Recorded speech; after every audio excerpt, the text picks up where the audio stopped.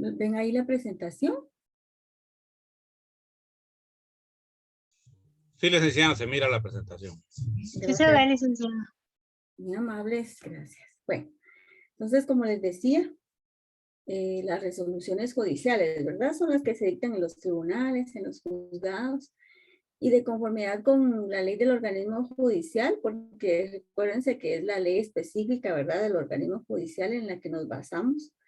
Antes que nada en la Constitución, pero en la práctica a veces les pasa a algunos jueces y no hacen mucho uso en las resoluciones de los artículos de la Constitución, que es nuestra máxima ley, ¿verdad? Entonces siempre tendríamos que tenerla presente y de hecho la tenemos presente, pero a veces en la práctica no se utilizan, o sea, no se ponen en las resoluciones los artículos de la Constitución porque damos por sentado que ya todos sabemos que es nuestra norma máxima, ¿verdad? Como nos explicaba Kelsen, no me acuerdo cómo es el nombre, Kelsen, de la pirámide de Kelsen, ¿verdad? Que nos ubicaba en la Constitución en primer lugar.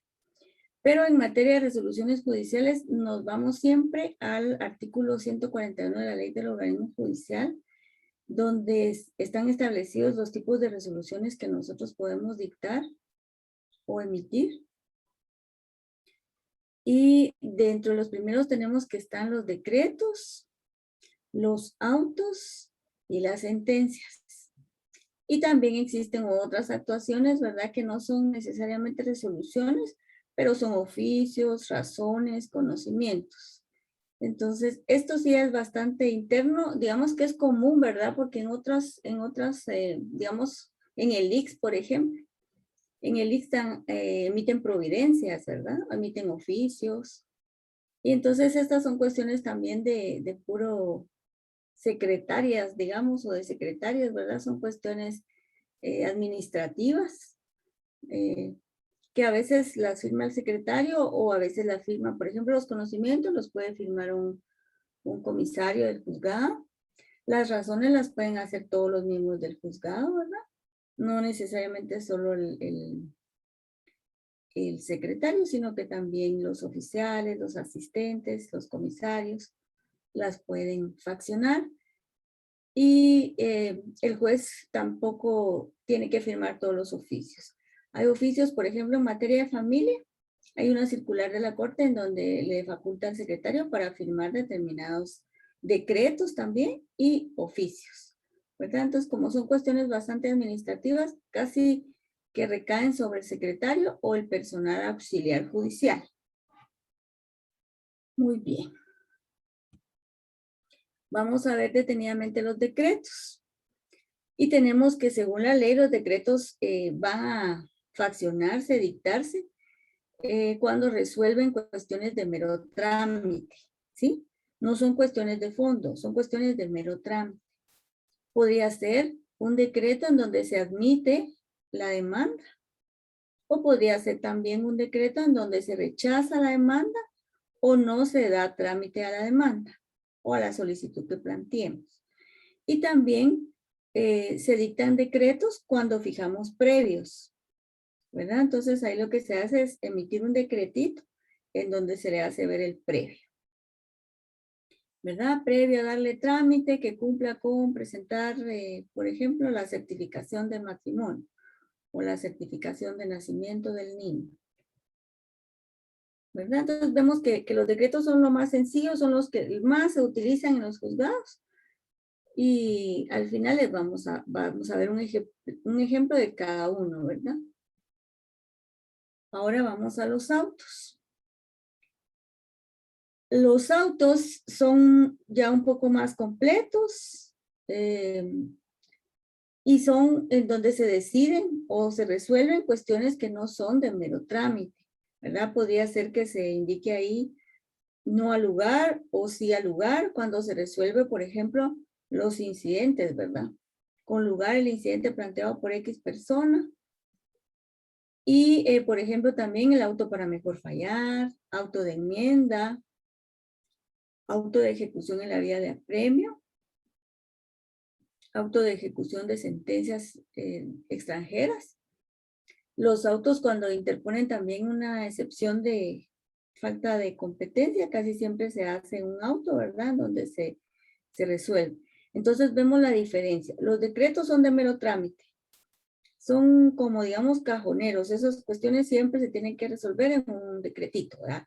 Por recibido, incorpórese a sus antecedentes, se admite para su trámite, qué sé yo. Y los autos son cuestiones ya más profundas, más de fondo, y sí pueden resolver cuestiones de fondo. Puede decir un auto con lugar o sin lugar, ¿verdad? O dependiendo, ¿verdad? Si por ejemplo, en la vía de apremio se termina con un auto. La enmienda es más conveniente realizarla, ¿verdad? En un auto. Algunos jueces no lo hacen porque si usted hace un auto, le abre las puertas para una apelación, ¿verdad? Porque recuérdense que la apelación, los autos son apelables, entonces a veces no se usa que se fraccione en un auto. Pero lo más conveniente es que, como es una cuestión ya más de fondo, se resuelva un auto, porque imagínense, la enmienda del procedimiento no es nada simple, ¿verdad?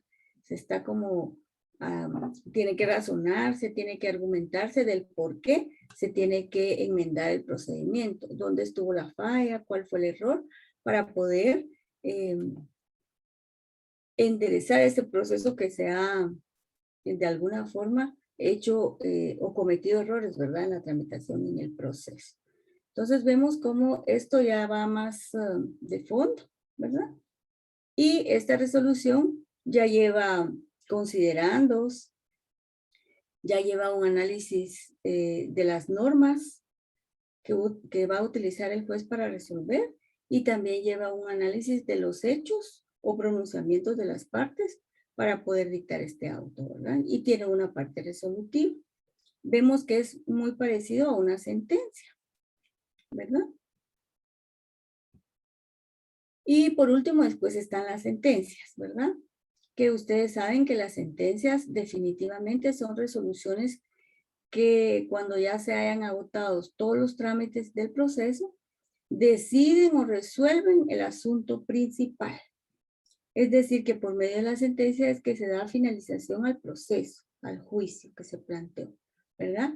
La sentencia puede ser entonces con lugar, puede ser sin lugar, podría ser con lugar parcialmente, ¿verdad? Porque puede ser que no todo lo que se ha solicitado vamos a lograr que se nos resuelva de la forma que nosotros consideramos, y por lo tanto podría ser parcialmente con lugar.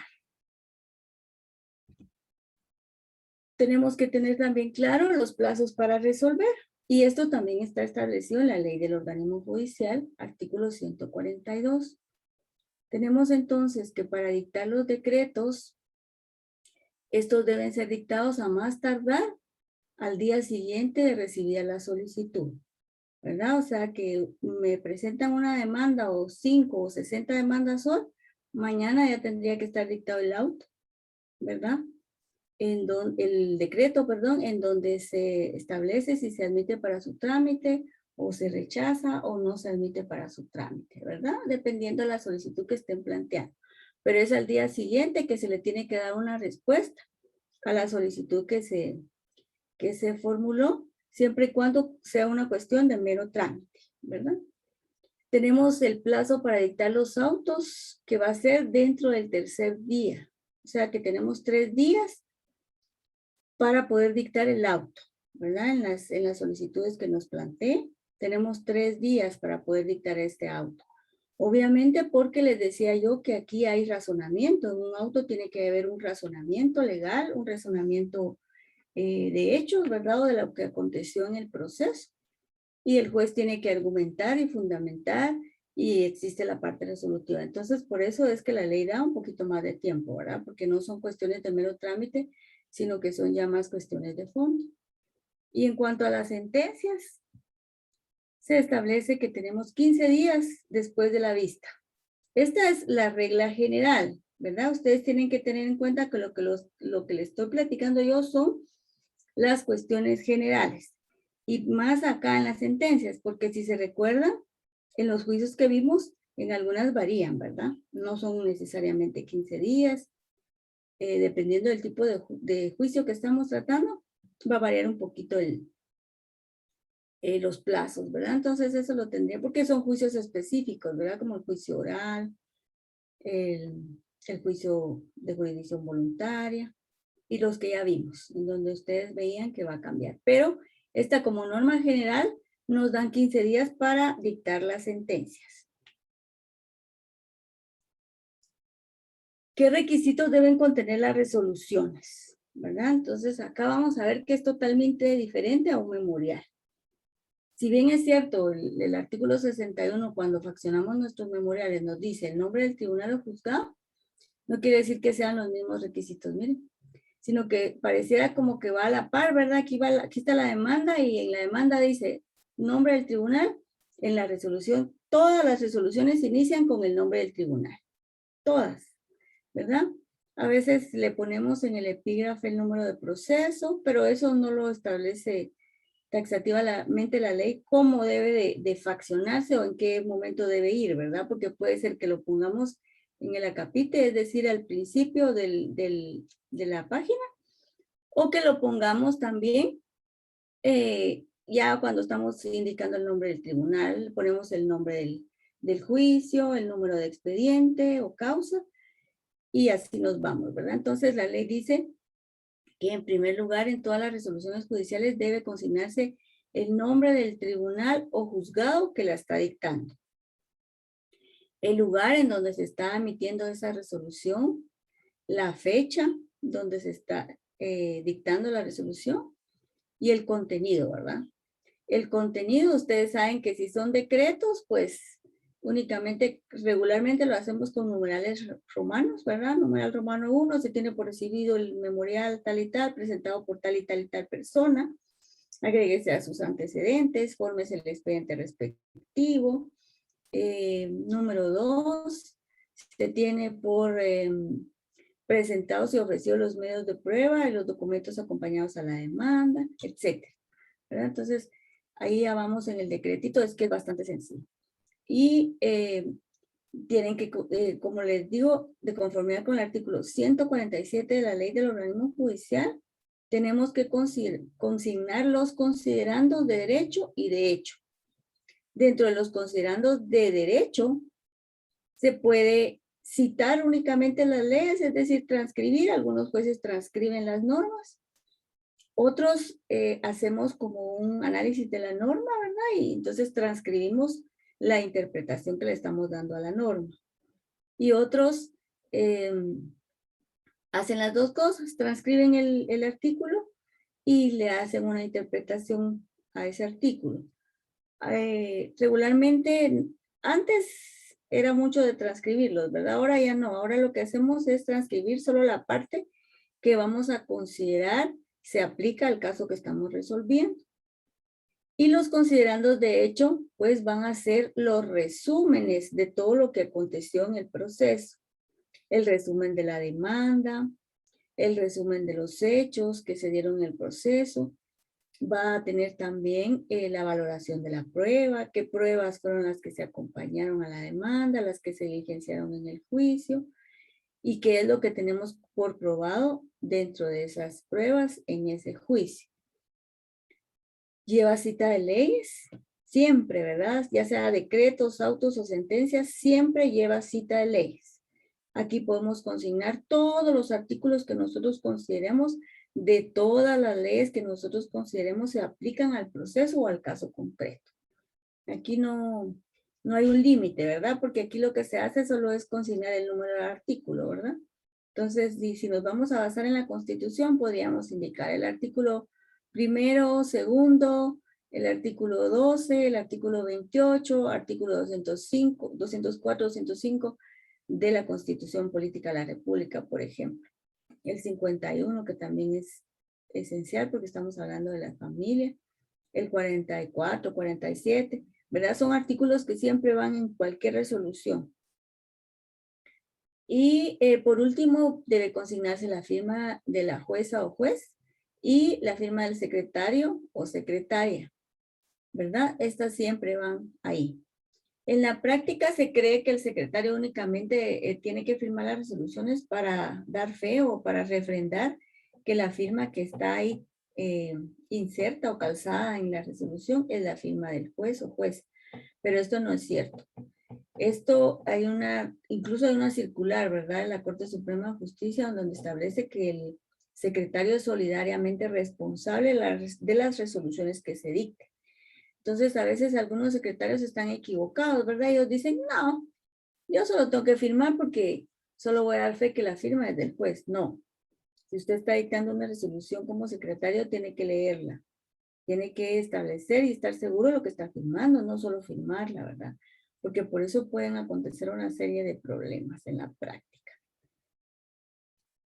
Muy bien. No sé si tienen alguna duda hasta acá y pasamos ya a ver cada uno de los ejemplos.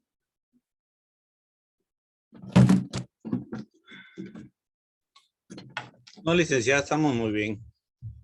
¿Sí?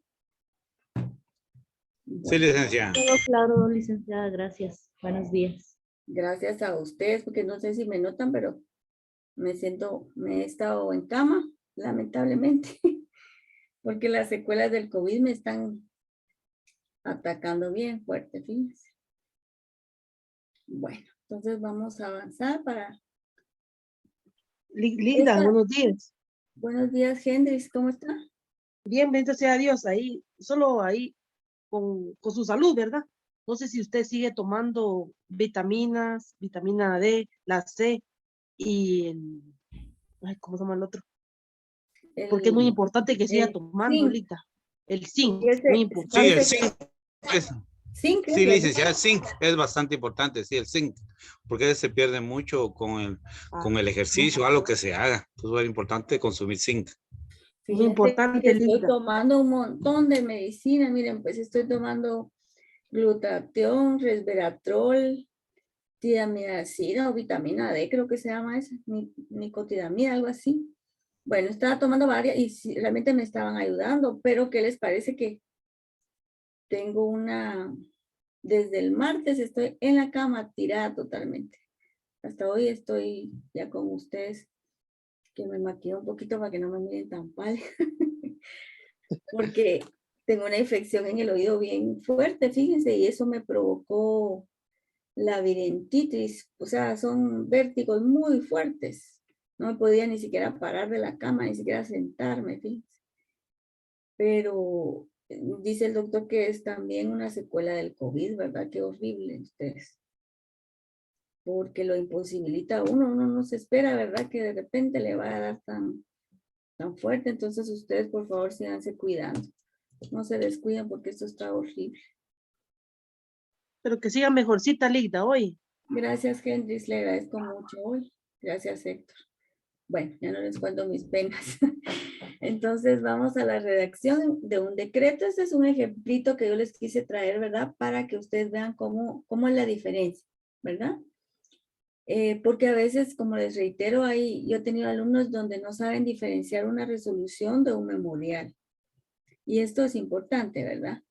Para que ustedes lo conozcan, para que sepan, ¿verdad? Cuando les digan, mira, léete esto, o van a trabajar en una oficina, o van a hacer sus prácticas, ya ustedes se van a familiarizar con las resoluciones y los memoriales.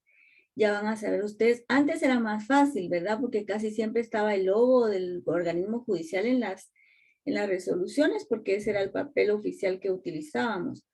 Pero hoy en día ya casi no se utiliza ese papel, ¿verdad? Ya casi ni teníamos papel, costaba mucho que nos dieran, y ahora con la tecnología, ya solo para la sentencia y una actita que utilizamos, el decreto, al menos en el juzgado donde yo estoy, un decretito, un acta de audiencia mínima y la sentencia.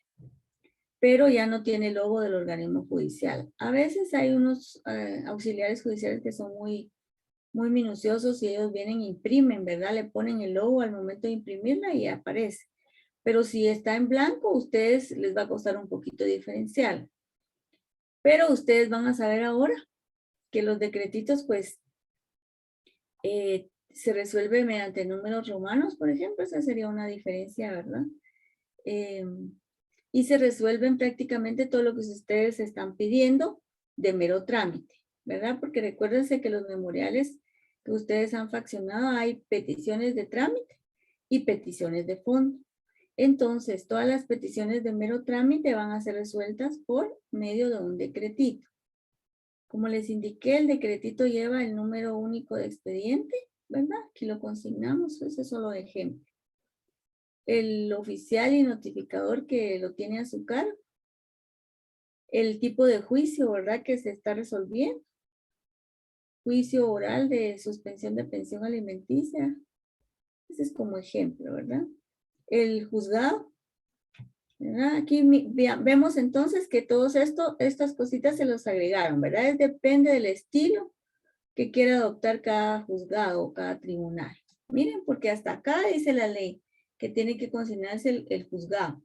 Pero antes de eso, pues ya se dijo el número del expediente, el oficial, el notificador, el tipo de juicio. Y ahora el nombre del juzgado, la fecha, como les decía, el lugar y la fecha. Y luego nos vamos, ¿verdad? Numeral romano 1. Se tiene por recibo el memorial que antecede, presentado por fulanito y identificado con el número de registro interno, número tal, ¿verdad? Porque todo lo que ingresa tiene un número interno. Entonces le consignamos el número del memorial, agréguese a sus antecedentes. Y aquí también podría ir, fórmese el expediente respectivo. Esto es, si no lo piden o no nos lo piden, eso es independiente, ¿verdad? Porque que no nos pidan que se inicie el expediente no quiere decir que yo ya inicié el expediente. Entonces esto es opcional, ¿verdad? Uno lo puede resolver así. Y si se lo piden, sí lo tiene que resolver así, ¿verdad? Porque si a mí me están diciendo, y fórmese el expediente y no se lo digo, dejé de resolverle algo que me estaba pidiendo. Entonces, lo más conveniente es que sí se resuelva tal en el orden que han pedido, ¿verdad?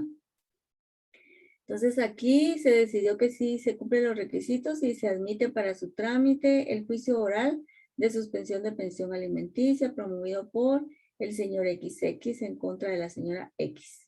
Esto es como un ejemplo, ¿verdad? Se admite para su trámite el juicio oral. O podría decir, se admite para su trámite la demanda de juicio oral y lo seguido, ¿verdad?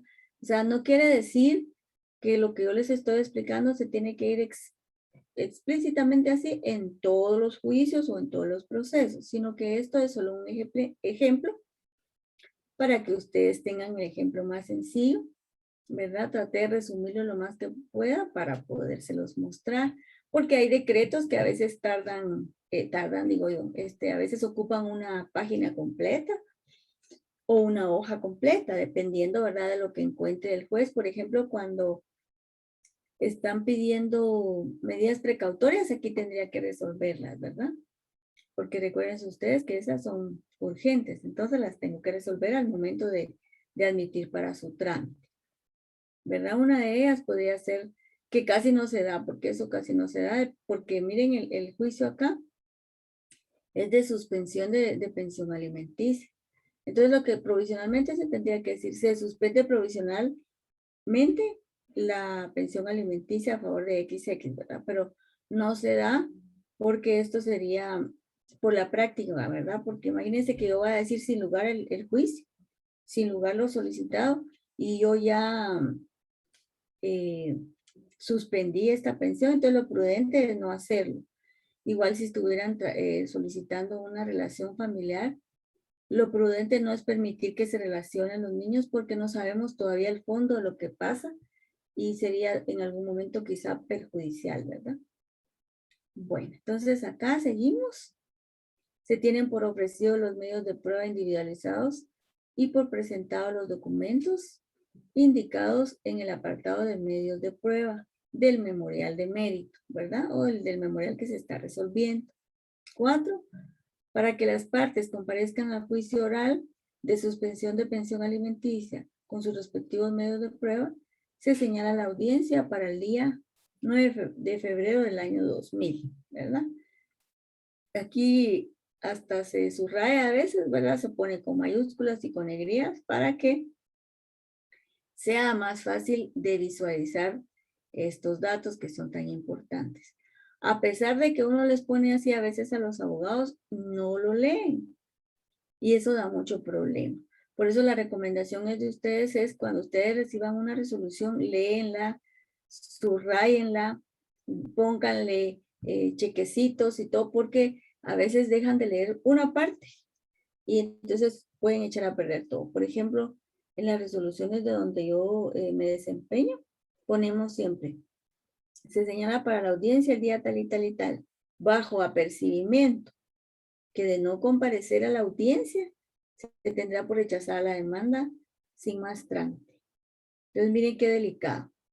Y entonces, es donde leen, ellos solo ven la fecha de la audiencia y ya estuvo. Ah, es que no pudimos. Entonces dice el abogado, es que fíjese que presentan un memorial después, ¿verdad? Y dicen, es que queremos otra audiencia porque yo tenía un juicio penal y tenía que ir a la audiencia. Entonces no pude ir. Lo siento mucho, pero el abogado no se puede excusar en un proceso de familia o un proceso civil. Quien se excusa es la parte interesada. Los abogados pueden excusarse en penal. Ahí sí se tienen que excusar, ¿verdad? Porque ellos podrían incluso representar al detenido, que sé yo, o al procesado. Pero en familia y en civil esto no puede ser. Y hay una mala costumbre de unos pocos abogados que ellos si tienen otra audiencia le dicen a la gente, no, usted no vaya a ir a la audiencia porque yo no voy a poder ir. Entonces no vaya. Vea, yo voy a solicitar otra audiencia y no vaya usted. Lo siento, si no comparece podríamos rechazarle la demanda. Entonces vemos la importancia de darle lectura, aunque sea muy grande o aunque sea pequeño, se tiene que leer todo lo que ustedes tengan en sus manos y todo el trabajo que ustedes van a desempeñar siempre. Lean y lean. No lo lean una vez, leanlo varias veces, porque fíjense que el cerebro es tan brillante, ¿verdad? Que ustedes mismos se han de dar cuenta en las redes sociales, a veces hay unos mensajitos bonitos en donde están distorsionadas las palabras. Increíblemente uno lee, ¿verdad? Sí, aunque no esté completa la palabra, uno la lee, uno hace la hilación, el cerebro hace la hilación y punto. Entonces, por eso es que hay que leer despacio, analizar, volver a leer. Cuando ustedes hagan sus memoriales, lo mismo, ustedes ya lo hicieron, pero de repente que ustedes tienen un error mecanográfico en el número del expediente, digamos, imagínense, qué delicado, porque por una letra puede hacer la diferencia, ¿verdad? Entonces, hay que tener mucho cuidado al momento de fraccionar los memoriales y al momento de leer las resoluciones. Y miren, aquí es lo que les decía también, miren, bajo apercibimiento de continuarse el juicio en rebeldía de la parte que deja de comparecer sin justa causa, ¿verdad? Como se recuerdan ustedes que es un juicio oral, así se consigna, ¿verdad? 5. En cuanto a lo solicitado en el numeral 8 del apartado de solicito o de petición, no ha lugar por improcedente, ¿verdad? Podría ser que está pidiendo algo que no tiene nada que ver, entonces una vez se le dice no ha lugar por improcedente. 6.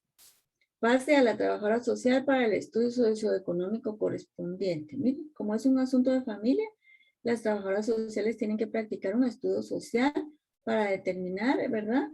Y establecer en algún momento si es posible o si es conveniente la suspensión de la pensión alimenticia, ¿verdad? 7, lo demás solicitado presente para su momento procesal oportuno. ¿Por qué? Porque recuérdense que aquí solo estamos resolviendo las cuestiones de mero trámite, las peticiones de trámite. Entonces, aquí prácticamente, en cuanto a lo demás solicitado, nos estamos refiriendo a las peticiones de fondo, ¿verdad? A lo que ya vamos a resolver en sentencia. Entonces, eso presente para su oportunidad, ¿verdad? O si existiera alguna diligencia, ¿verdad? Que no es de mero trámite, sino que ya se tiene que resolver en otro momento, pues se deja ahí para el momento procesal. Vemos aquí, ¿verdad? La palabra notifíquese. Esto es esencial porque se tiene que notificar a las partes de la resolución que se dictó, tanto a la parte actora como a la parte demandada. Los artículos, ¿verdad? En que se funda este decretito, o cita de leyes, podemos ponerle los artículos, cita de leyes, o fundamento de derecho, ¿verdad? Eso, la palabrita que usemos no tiene nada que ver. Lo importante es que vayan consignadas todos los artículos. Aquí yo solo puse unos 3 para poderles enseñar en la diapositiva, pero aquí pueden ir sin fin. Como les digo, miren aquí, empezaron con el Código Procesal Civil y Mercantil, después con el civil, Pero si nos vamos a esta pirámide, tendríamos que iniciar con la Constitución, el Código Civil, Código Procesal Civil y Mercantil, la Ley de Tribunales de Familia, la Ley de Violencia contra la Mujer, la Ley de PINA, qué sé yo, todas las que nosotros consideramos que podríamos utilizar. Y si ahí hay alguna convención internacional, después de la Constitución podíamos consignar la convención, ¿verdad? Entonces, este es un decretito. ¿Alguna pregunta?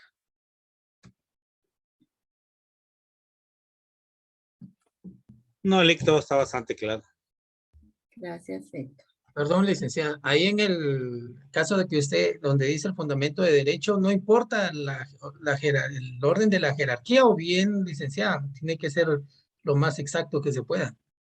No, no importa, es cuestión de estilo de cada juez, ¿verdad? Porque la ley no nos dice en qué orden tengamos que consignar las normas. Pero como en las aulas ya nos han enseñado el orden jerárquico de las leyes, ¿verdad? Entonces, tendría que ser así, ¿verdad? La Constitución, los tratados internacionales, los códigos, después las leyes, ¿verdad? Las leyes ordinarias, las leyes específicas, leyes ordinarias, etcétera. Es cuestión de estilo, no es que la ley nos diga, miren, así tienen que consignar los artículos, ¿verdad? Pero es cuestión del estilo que cada juez le quiera dar.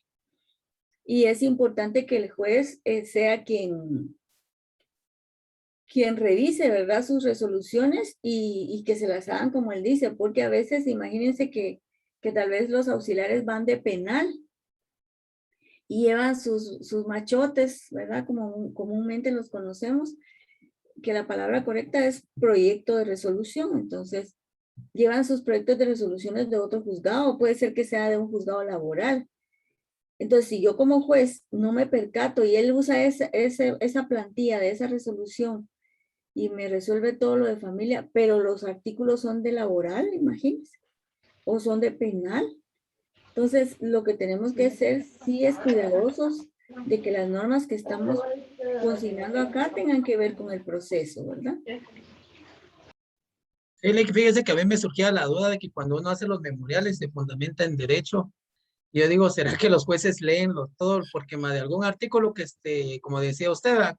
Que uno ingrese mal, pero como a veces hasta 15, 20 artículos, o ya ustedes, como la experiencia que tienen, ya saben qué artículos son más o menos los que se está, o si hay uno, pongámoslo como dice usted, si hay uno que realmente no concuerda con eso, pues lo manda a una subsanación, pero en realidad leerán los artículos, licenciada, o por lo menos lo revisarán, porque con tanto trabajo y estar viendo cada artículo.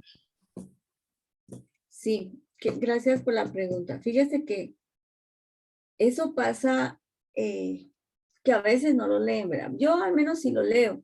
El problema es que si usted me pone tantos artículos, yo solo me voy a ver de qué código, ley o convención se está citando la norma. Y si usted me pone muy poquitos artículos, más todavía yo lo voy a revisar, ¿verdad? Porque ya es más la posibilidad de revisarlo. Siempre lo tendríamos que revisar porque recuérdese que ese es un requisito que establece el artículo 61 del Código Procesal Civil en los memoriales, ¿verdad? La cita de leyes. Entonces, sí tendríamos que revisarlos y establecer si realmente se aplica o no se aplica al caso concreto. Si, digamos, el juez revisa esto y no son normas que tienen que ver con el juicio o con el proceso, ahí sería susceptible de fijarle un previo, ¿verdad? Para que se fundamenten las normas específicas. Y en la práctica pasa mucho, bueno, no mucho, ¿verdad? Pero sí pasa en algunos abogados que el único artículo que ponen ellos como fundamento de derecho en sus memoriales o en cualquier solicitud que hagan es el artículo 28 de la Constitución Política de la República de Guatemala. Eso hasta pena da, porque imagínense, el artículo 28 es para toda cuestión, no es solo para una cuestión, ¿verdad? Y el artículo 28 ustedes saben que solo establece el derecho de petición, ¿verdad? Entonces, el que usted tenga derecho a pedir no quiere decir que usted tenga el derecho a pedir determinada cuestión que está pidiendo con ese memorial. Entonces, cuando hacen esto, ahí sí se les fija un previo para que se fundamente la ley específica. Porque, ¿qué sé yo qué me está diciendo con el artículo 28? Me está pidiendo nada más, ¿verdad? Bueno, ¿qué está pidiendo? Ni siquiera sé qué está pidiendo porque solo pone artículo 28. Y algunos abogados también en las audiencias, en plena audiencia, solo se fundamentan en el artículo 28. ¿Verdad? Esto no es correcto porque es el derecho de petición nada más. Y ahí no me está diciendo nada más. Con que me diga, mire, tengo derecho a pedir, qué bueno, y qué es lo que quiere pedir, ¿verdad? Pero es la mala práctica la que nos ha dado algunos artículos cajoneros, ¿verdad? Cuando hay muchos, ¿verdad? Que nos pueden ayudar y apoyar en nuestra resolución y pueden orientar al juez. Mire la importancia de la cita de leyes, porque la cita de leyes orienta al juez. Puede ser que el juez tenga por ahí esté un poquito descontinuada las normas, imagínense.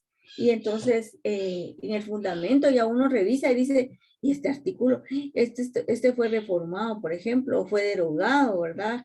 Y entonces ya uno analiza las normas que están utilizando para poder determinar si estamos en lo correcto al resolver también. Entonces es importante la cita de leyes, ¿verdad? Gracias, Lic. Para servirle. Muy bien. Vamos a ver la redacción de un auto. Y realmente no se los copié todo, ¿verdad?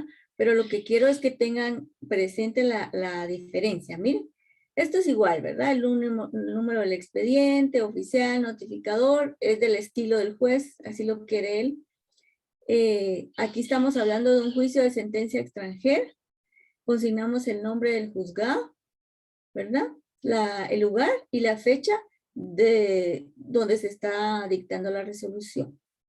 Y nos vamos igual con números romanos, se tiene a la vista. Miren, aquí ya cambia la redacción, ¿verdad? Aquí no se tiene por presentado, sino que aquí de una vez se tiene a la vista para resolver la demanda de ejecución de sentencia extranjera promovida por XX, ¿verdad? Y en contra o, sí, aquí puede ser que sea en contra o no, ¿verdad? Porque aquí solo una parte la puede solicitar, entonces no hay necesidad de que hayan dos. Pero aquí promovida por XX, ¿verdad? Aquí me equivoqué porque era por la señora XX. Estas dos X están de más, digamos. Y vemos entonces lo que yo les decía. En un auto está todo lo que lleva el decretito al inicio, en el encabezado. Y aquí ya vamos de lleno a resolver el asunto principal, miren. Entonces viene el juez y tiene que hacer un considerando de derecho, ¿verdad? Considerando derecho, ¿verdad? Que las sentencias dictadas por los tribunales extranjeros tendrán en Guatemala el mismo efecto jurídico, siempre y cuando se cumplan los requisitos establecidos en el artículo tal y tal, y empieza uno, ¿verdad? A considerar las normas, hacer el análisis jurídico que el juez tiene que hacer de las normas aplicables al caso concreto. Después de haber hecho esto, nos vamos al considerando de hecho, que es donde yo les indico, ¿verdad? En el presente caso, la demandante XX presentó solicitud de ejecución de sentencia extranjera, argumentando, entre otros, los hechos siguientes, ¿verdad? Aquí es donde yo les explicaba que va a hacer un resumen de todo lo que aconteció en el proceso, o el resumen de los hechos, ¿verdad? Aquí como es más simple porque es una ejecución, de una vez nos vamos de lleno a resolver. Pero si fuera otro tipo de proceso, lo que hacemos, por ejemplo, si es un juicio oral, entonces venimos y hacemos un resumen de la demanda. La señora X en su demanda manifestó los siguientes hechos, ¿verdad? Ustedes ya saben por lógica jurídica cómo funciona un silogismo. Entonces el auto digamos que es un silogismo, ¿verdad? Recuérdense que todo tiene que ir relacionado y concatenado para que al final, ¿verdad? Si yo no, el ejemplo tal vez no lo tengo, pero los silogismos son muy bonitos porque digamos que si Y es X, entonces X y Y van a hacer algo así era la cosa, pero ahorita no me recuerdo muy bien. Pero digamos que si usted en el considerando derecho está diciendo que la señora tiene un hijo que pidió 10,000 quetzales de pensión alimenticia, que el señor gana 15,000 quetzales, por lo tanto, ya por tanto la resolución, vamos a fijarle la cantidad de 8,000 quetzales. Entonces vemos cómo todo va teniendo un orden, una concatenación, una hilación, ¿verdad? Entonces es como un silogismo. Si A es esto, esto es lo otro, y por lo tanto vamos a concluir que así tenía que resolverse, ¿verdad? Entonces, en el considerando de hecho es donde el juez hace el análisis realmente del proceso, consignando los resúmenes o las fases de todas las fases procesales, ¿verdad? De todas las actuaciones que se dieron. La demanda, los hechos, el diligenciamiento de la prueba, la valoración de la prueba, para al final nos vamos a resolver la cita de leyes o las leyes aplicables o cita de leyes, ¿verdad? En donde yo me estoy fundamentando para dictar esa resolución. Las debemos de consignar. Y después de la cita de leyes va el por tanto o la parte resolutiva de esta resolución, que es un auto, ¿verdad? Es donde el juez ya resuelve, ¿verdad? Lo de fondo, lo que le están planteando. Y vemos que esta parte resolutiva tiene la forma de un decretito. Miren, porque entonces, bueno, este juzgado con fundamento en lo solicitado de las leyes citadas al resolver declara. 1. Con lugar la solicitud de ejecución de sentencia extranjera promovida por XX, ¿verdad? 2. Ejecútese la sentencia dictada por el Tribunal del Distrito Segundo del Circuito Judicial del Condado de Montgomery, Estado de Texas, Estados Unidos de América. Así es solo un ejemplo, ¿verdad? 3. Extiéndase las certificaciones solicitadas y compúlsese certificación al registro civil de las personas, del Registro Nacional de las Personas, del municipio y departamento XX para la anotación y cancelación de la partida número tal y tal de matrimonios notariales. Notifíquese.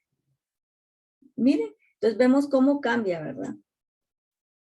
Y esta es la parte resolutiva en donde se consigna el fondo en sí de lo que estamos resolviendo. Esta es nuestra base, ¿verdad? Jurídica y de los hechos para poder resolver esto que estamos planteando en la parte resolutiva, declarativa o el por tanto de un auto. ¿Alguna duda?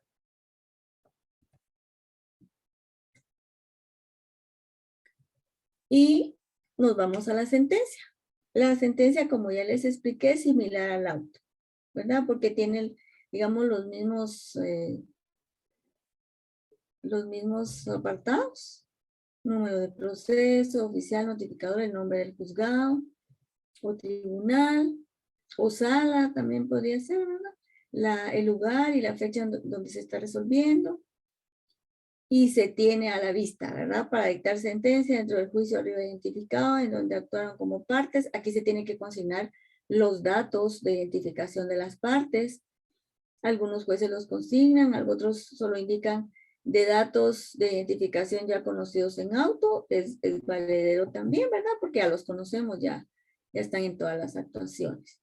Algunos jueces inician la resolución de la sentencia o inician su sentencia con la palabra en nombre del pueblo de la República de Guatemala. Eso no está mal. Se utiliza más en penal, ¿verdad? Porque ahí es como más punitivo, como es punitivo el asunto, como es más fuerte la cosa, entonces se utilizan en nombre del pueblo de la República de Guatemala, se tiene a la vista para dictar sentencia, tal y tal cosa. Pues eso no está mal si lo ponemos acá, ¿verdad? Tenemos también el considerando derecho, que son las normas, ya les indiqué, normas en que se basa la sentencia, considerando de hecho, análisis y argumentación de la jueza o del juez, ¿verdad? Aquí es donde el juez argumenta, analiza, razona, ¿verdad? Todo lo que aconteció en el proceso para luego resolver, ¿verdad? En la parte resolutiva. Las leyes aplicables o la cita de leyes, citar los artículos aplicables al caso concreto y normas generales en todas las resoluciones, ¿verdad? Entonces es importante que vayan acá, porque al momento de plantearse una impugnación en contra de estas resoluciones, se podía, si no consigna las normas correctas, ¿verdad? Podría también facilitarle una impugnación a las partes, ¿verdad? Decir, mire, juez, usted está resolviendo esto, pero usted no se está basando en esta norma, ¿verdad? O usted para resolver esto tenía que basarse en tal norma y no la consignó, ni siquiera la consideró. ¿verdad? Entonces es importante. A veces no se le da importancia, pero es fundamental la cita de leyes, ¿verdad? Y la parte resolutiva, declarativa o el por tanto de la sentencia, ¿verdad? Este juzgado, con base en lo considerado y leyes citadas al resolver, declara: 1. Con lugar la demanda de juicio ordinario XX promovida por XX, ¿verdad? Extiende las certificaciones solicitadas y compulsa esa certificación al registro civil de las personas, etc. Es de acuerdo a lo que nos han pedido en las peticiones de fondo y lo que se pudo comprobar en el proceso para poder resolverlo de esta forma, ¿verdad? Y siempre va, pues, la firma, ¿verdad?, del secretario y del juez. En algunas ocasiones, si el secretario no se encuentra, pues puede ser la firma de 2 testigos de asistencia. De conformidad con la ley del organismo judicial, el juez se puede auxiliar de 2 testigos de asistencia. Entonces, creo que acá termina la presentación en cuanto a las resoluciones judiciales. Realmente es un tema para mí muy sencillo, ¿verdad? Muy claro. Pero yo los entiendo a ustedes, pues ustedes no están familiarizados con las resoluciones. Quise hacerlo así clarito y digamos, en una forma muy prudente para que ustedes comprendan. Lo que yo quiero que vean, la diferencia, ¿verdad?, entre una resolución y un memorial. Porque fíjense que lamentablemente a veces no prestan atención. El año pasado, por ejemplo, los prontuarios me ponían secretario en los memoriales, que firmaba un secretario en los memoriales. En el memorial nunca va la firma de un secretario. En los memoriales va la firma del cliente y de su abogado, ¿verdad? De la parte actora que está promoviendo la demanda. Y en las resoluciones va la firma del secretario y del juez, ¿verdad? Entonces vamos a hacer diferenciaciones formales, pero importantes, ¿verdad? Que son como de redacción, de formalidad, pero son importantes, para que ustedes se familiaricen y puedan establecer la diferencia. Imagínense que si estuviéramos en una clases presenciales, se le podría poner a la vista una resolución inmemorial y que usted me explique, ¿verdad? Y a veces no podían explicar. Entonces, por eso lo quise hacer así. No sé si tienen duda.